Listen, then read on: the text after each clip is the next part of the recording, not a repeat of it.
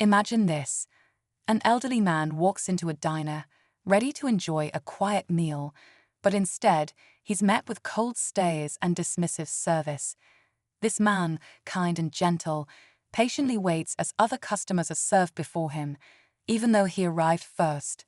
The waitress, who's been cheerful with everyone else, barely acknowledges him. Her tone is sharp, her gestures hurried, and it's painfully clear he's being treated differently. But this story takes a surprising turn.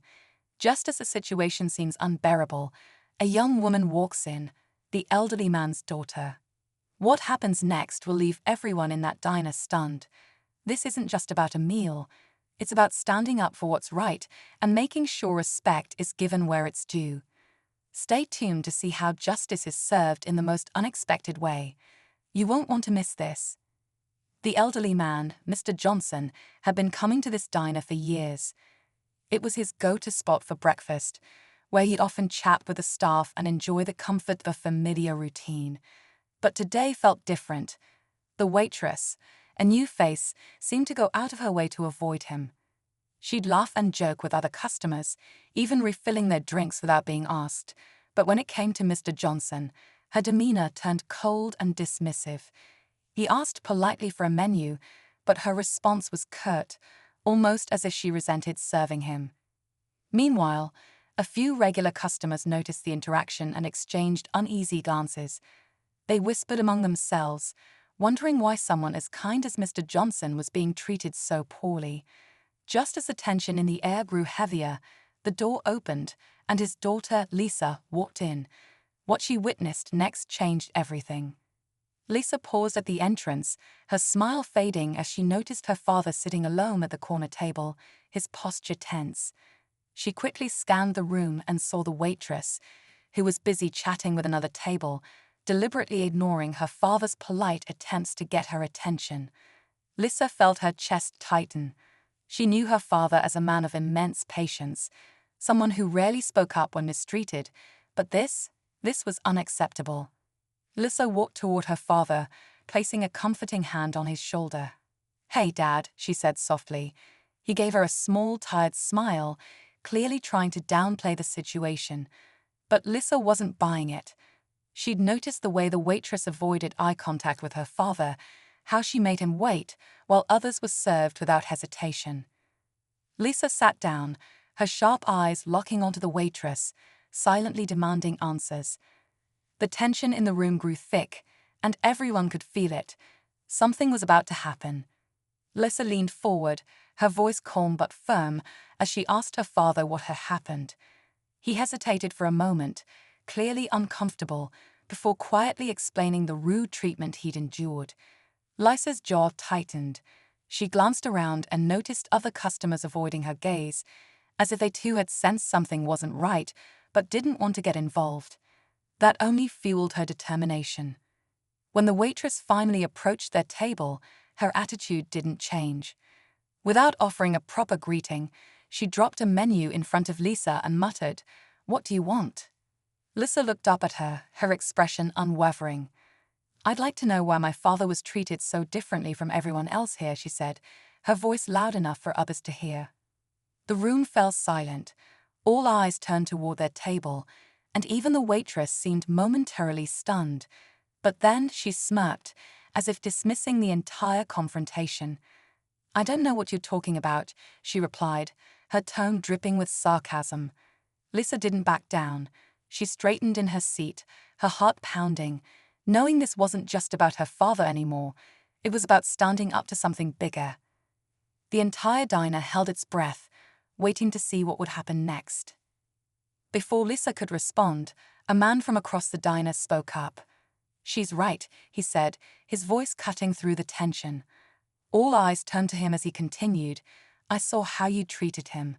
It wasn't right." Murmurs spread through the room as more people began to shift uncomfortably in their seats. The waitress looked startled, her confident smirk fading slightly. But instead of apologizing, she snapped back, "Mind your own business." Her tone was defensive, but there was a flicker of uncertainty in her eyes. Lisa took a deep breath, her hands gripping the edge of the table as she prepared to respond. Before she could, however, the diner manager appeared from the back, clearly sensing the commotion. "What's going on here?" he asked, his eyes darting between Lisa, her father, and the now flustered waitress. Lisa turned to him, her voice steady but laced with frustration. "Your waitress has been disrespecting my father, ignoring him while serving everyone else. And when I tried to address it, she brushed it off." The manager frowned, his gaze settling on the waitress, who shifted uncomfortably under the growing scrutiny. The room grew even quieter, the tension almost unbearable. And just as the waitress began to stammer a defense, a familiar voice came from behind Lisa. "Is there a problem here?" Everyone turned to. Lisa turned to see an elderly woman standing at the entrance, clutching her purse tightly and looking directly at the waitress. The woman, clearly upset, stepped forward and said, "I need to speak up. This isn't the first time you've treated someone like this." Gasps rippled through the diner as the customers exchanged surprised glances. The waitress froze, her face turning pale. The elderly woman continued, her voice trembling but firm. "I've seen how you've treated people who look different from you, ignoring them, making them feel small. It's wrong, and today it ends."